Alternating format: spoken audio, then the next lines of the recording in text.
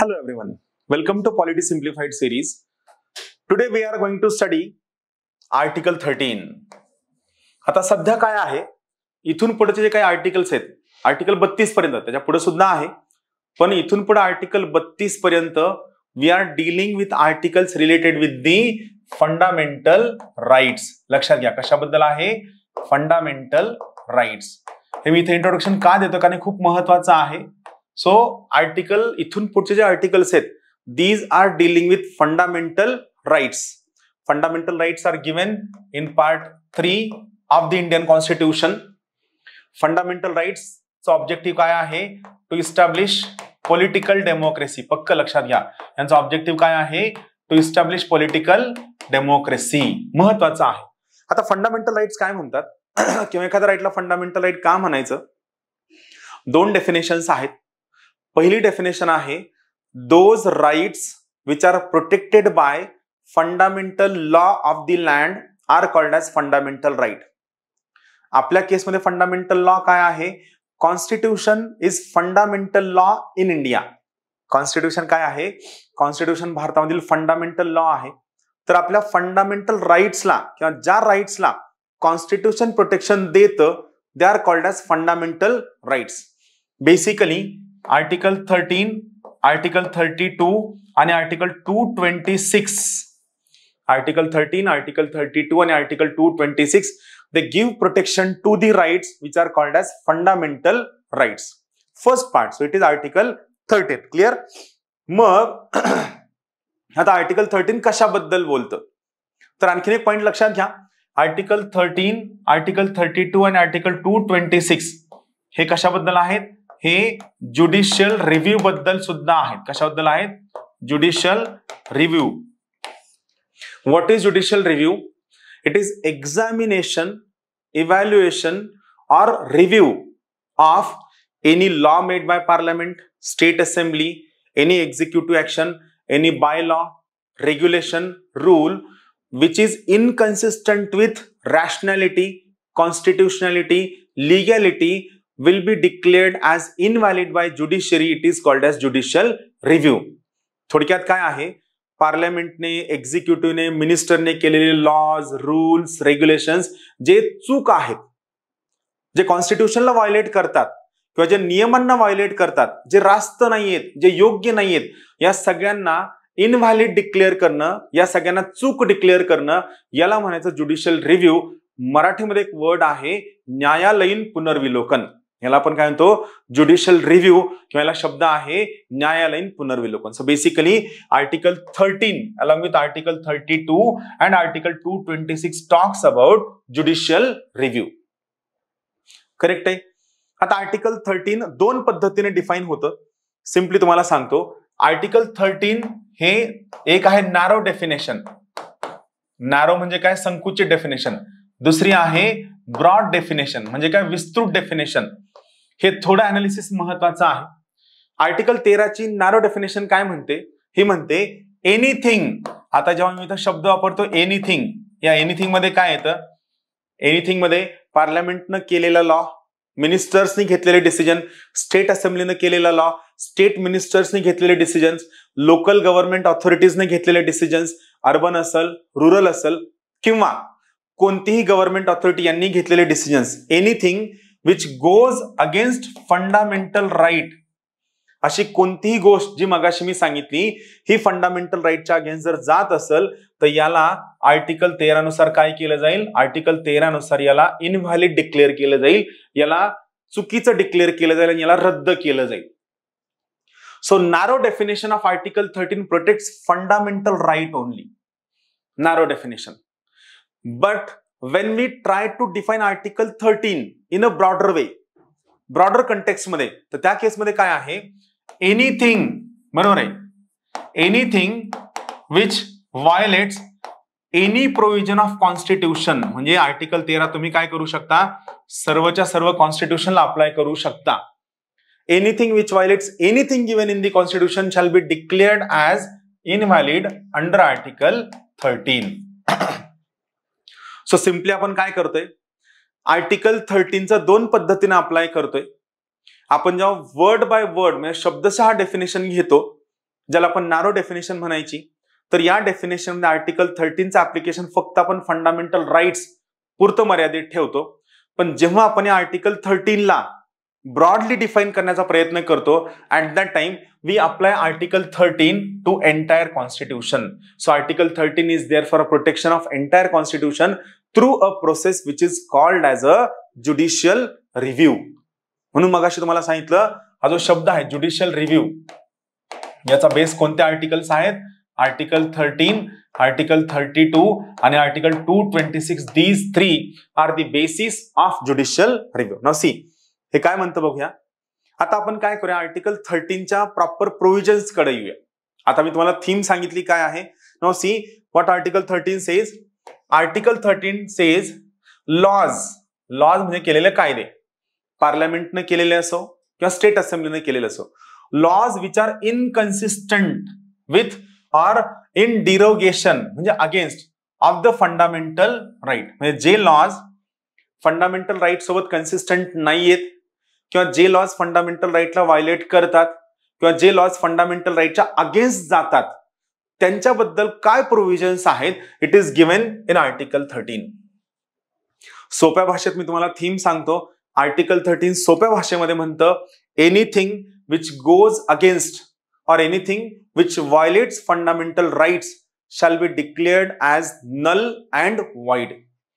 म्हणजे कोणतीही गोष्ट जी फंडामेंटल राईटच्या अगेन्स्ट जाईल त्याला काय केलं जाईल, आर्टिकल 13 नुसार इनव्हॅलिड डिक्लेअर करून त्याला रद्द केलं जाईल. हे आर्टिकल 13 म्हणतं. नाउ सी, हे काय म्हणतं आपण समजून घ्या, इंटरेस्टिंग आहे. पहिलं प्रोव्हिजन काय आहे, ऑल लॉज. ऑल लॉज म्हणजे काय, सगळे laws in force in the territory of India immediately before the commencement of this constitution. म्हणजे हे संविधान सुरू होण्याच्या अगोदरचे जे सगळे लॉज आहेत. संविधान सुरू केव्हा झालं, इट स्टार्टेड फ्रॉम 26 जानेवारी 1950. लक्षात घ्या, ही डेट महत्वाची आहे. We adopted the constitution on 26 November 1949 आणि कॉन्स्टिट्यूशनचं इम्प्लिमेंटेशन सुरू झालं on 26 January 1950.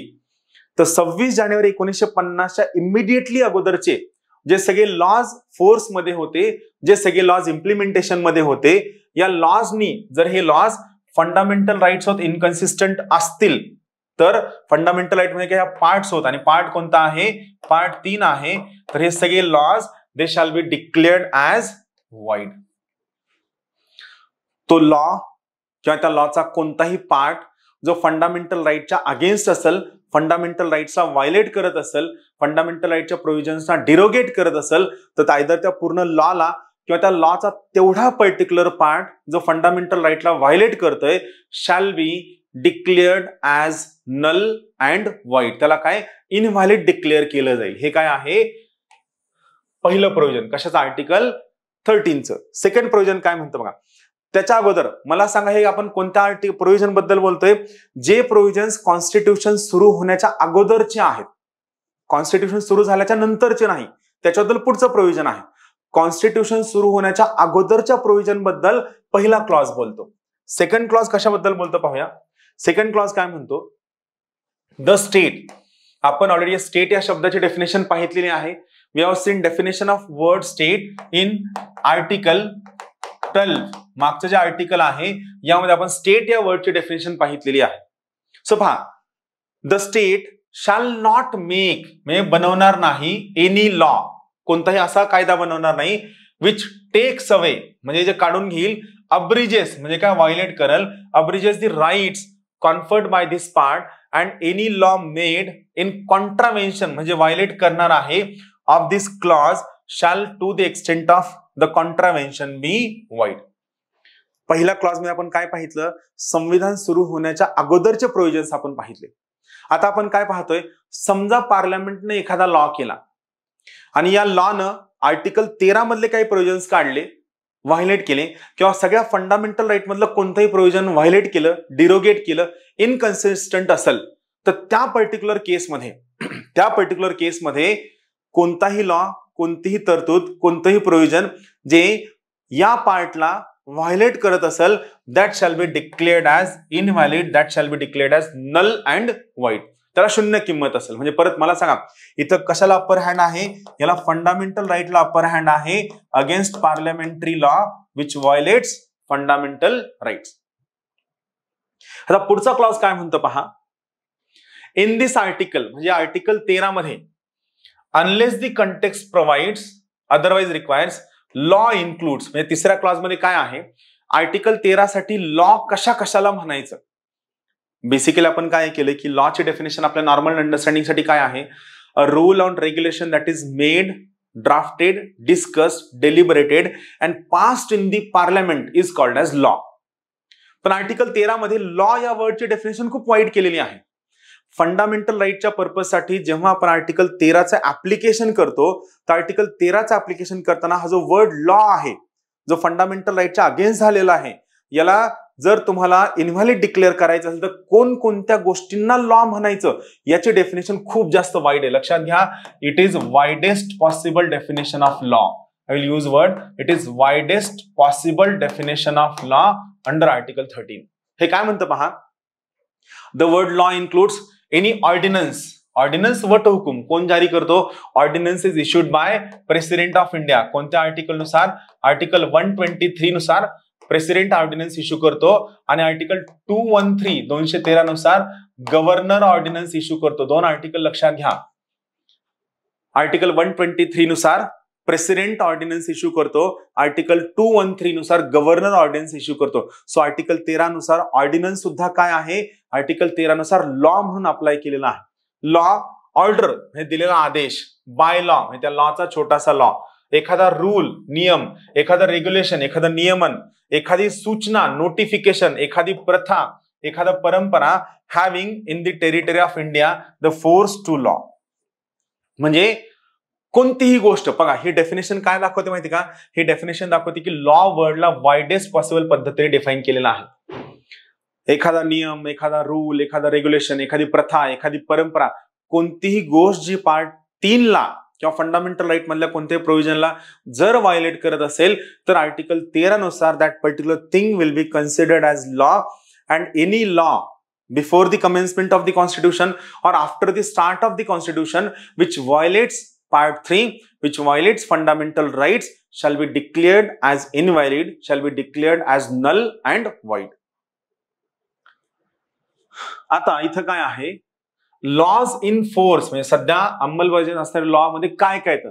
Lodge in force includes laws which are passed and made by legislature म्हणजे Parliament or State Assembly or other competent authority in the territory of India before the commencement of this constitution and not previously repealed, notwithstanding that any such law or any part thereof may not be then in operation either at all or in particular areas. म्हणजे इथं law आणखीन कशाला consider करायचं?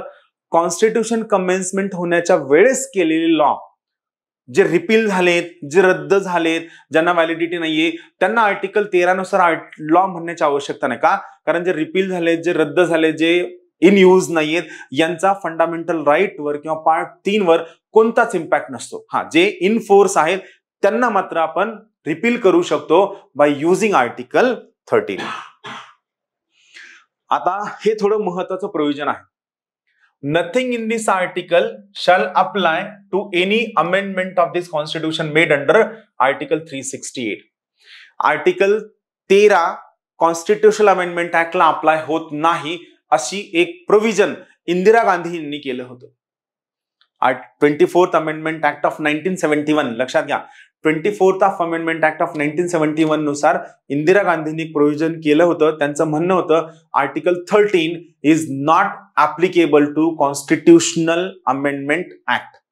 पण नंतर on 24th April 1973 came which case? Keshavananda Bharati case. You must be remembering. बरोबर आहे, केशवानंद भारती केस. आणि केशवानंद भारती केस स्वतः काय म्हणते की हो मान्य आहे, आम्हाला अग्रीड आहे.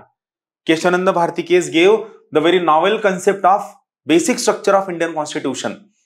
आणि केशवानंद भारती केस काय म्हणले की ठीक आहे, तुम्ही कॉन्स्टिट्यूशनल अमेंडमेंट करा, काही हरकत नाहीये, पण हा दुसरी गोष्ट काय म्हणते की तुम्हाला हवी ती अमेंडमेंट करा, काही अडचण नाहीये, तुमच्या अमेंडिंग पॉवरवर जे तुम्हाला आर्टिकल 368 न दिलेल्यावर कोणतंही रेस्ट्रिक्शन नाहीये.